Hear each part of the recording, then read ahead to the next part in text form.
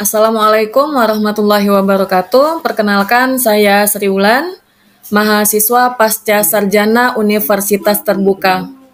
Pada kesempatan ini, izinkan saya berbagi pendapat dan sharing untuk menjawab pertanyaan permantik terkait tugas tutorial 3 mata kuliah studi komparatif pendidikan dasar di berbagai dunia.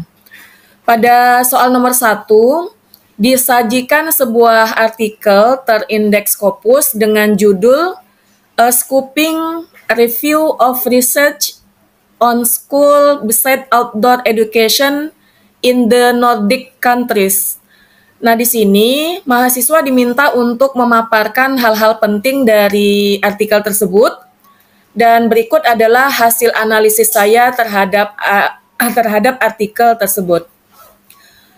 Artikel ini ditulis oleh Karibit Remnen dan Elizabeth Iversen, dan dalam artikel ini mereka mengatakan bahwa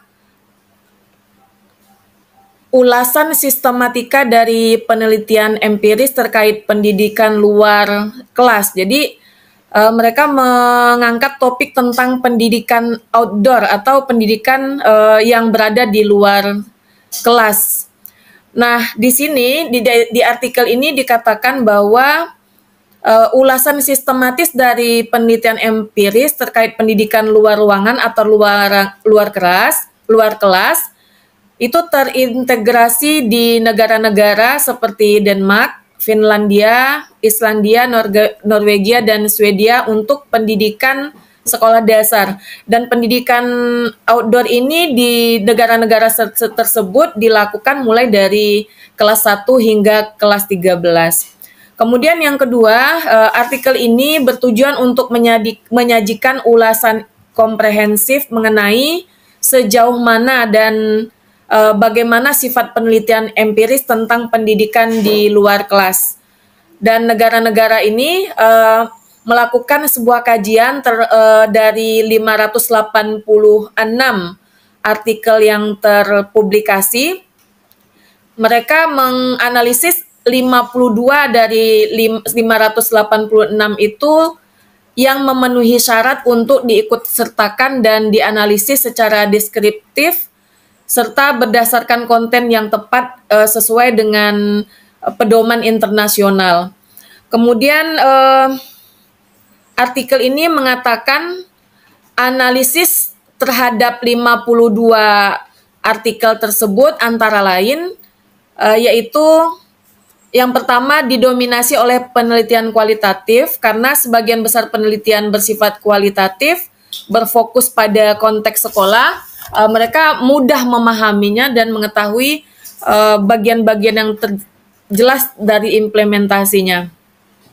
Kemudian di artikel ini dikatakan bahwa pendidikan di luar kelas itu banyak diterapkan dalam berbagai pelajaran, khususnya pada mata pelajaran sains, matematika, dan bahasa. Nah, fokus penelitian dalam artikel tersebut dikatakan bahwa adanya analisis konten yang menunjukkan bahwa pandangan guru terkait topik yang banyak diteliti itu terkait dengan pendidikan luar ruangan, kesejahteraan siswa, dan pembelajaran kognitif. Di dalam artikel tersebut direkomendasikan untuk penulis lain, yang pertama adanya integrasi teknologi digital dalam pendidikan outdoor atau di luar kelas. Kemudian ada dimasukkannya pendekatan lintas budaya dan inklusif dalam praktek pendidikan di outdoor luar kelas, serta diadakannya evaluasi kualitas metode dan bukti dalam studi yang ada, sehingga pembelajaran di luar kelas itu juga terarah sesuai dengan kurikulum dan dapat dipantau keberhasilannya. Baik teman-teman, untuk pertanyaan pemantik soal nomor 2, untuk soal nomor 2, mahasiswa diminta untuk menganalisis apakah pendidikan di luar kelas tersebut atau di luar kelas itu sudah diterapkan di Indonesia. Menurut pendapat saya, ya benar ya, pendidikan di luar kelas atau di luar ruangan itu sudah diterapkan di Indonesia, meskipun tidak sebanding dalam hal skala dan pendekatan sebagaimana yang telah dilakukan oleh negara-negara Nordik tadi. Nah, di Indonesia pelaksanaan pendidikan outdoor ini pelaksanaannya lebih bersifat kepada tematik. Nah, terjadi secara kebetulan atau sebagai bagian dari kegiatan ekstrakurikuler dari metode pembelajaran berbasis proyek. Nah, contoh pendidikan luar ruangan yang dilakukan di Indonesia maupun diterapkan di sekolah saya, SD SMP Negeri 71 Atap Moro, antara lain yang pertama yaitu aktivitas pramuka dan latihan dasar kepemimpinan. Nah, aktivitas ini umumnya dilaksanakan di luar ruangan seperti di tempat perkemahan, di taman-taman kota atau di taman-taman desa, di daerah pegunungan atau di tepi sungai. Dan sasaran kegiatan ini adalah pengembangan karakter dan kepemimpinan serta kemandirian siswa serta kolaborasi di antara mereka. Nah, persamaannya dengan negara Nordik tadi adalah sama-sama menekankan nilai sosial serta pembentukan karakter melalui pengalaman langsung di alam terbuka. Kemudian yang kedua, pembelajaran yang sudah terrealisasi di sekolah saya adalah pembelajaran tematik di alam ya. Contohnya siswa dibawa ke lingkungan untuk mengamati kondisi lingkungan dan terjadi proses pembelajaran antara guru dan siswa.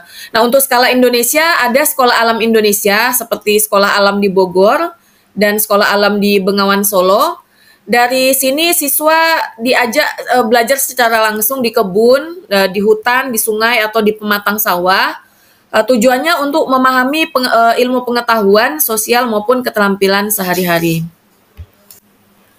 Persamaannya dengan negara Nordik adalah sama-sama menggabungkan pembelajaran dengan lingkungan untuk mendukung pembelajaran yang kontekstual dan penuh pengalaman. Kemudian pembelajaran berbasis luar ruangan yang ketiga di Indonesia adalah proyek lingkungan hidup atau Adiwiyata, di mana sekolah mengimplementasikan pembelajaran berfokus pada lingkungan seperti pemisahan sampah, penanaman pohon, kemudian pengelolaan kompos, dan pengamatan ekosistem. Sasarannya adalah pendidikan untuk berkelanjutan. Yang keempat yaitu kunjungan edukatif, di mana pembelajaran kunjungan edukatif ini berbasis outdoor. Contohnya adalah perjalanan ke Taman Nasional, kemudian ke Museum Alam, serta pengamatan langsung ke kebun-kebun buatan, ya baik itu ke peternakan, ke kebun bunga, dan lain sebagainya. Sasarannya adalah untuk menghubungkan materi pembelajaran dengan pengalaman langsung. Nah, hal ini sering dilakukan tetapi masih bersifat sementara dan belum sepenuhnya terintegrasi dalam kurikulum. Demikian pendapat saya terkait pertanyaan pemantik tugas tutorial 3. Mohon maaf, terima kasih. Assalamualaikum warahmatullahi wabarakatuh.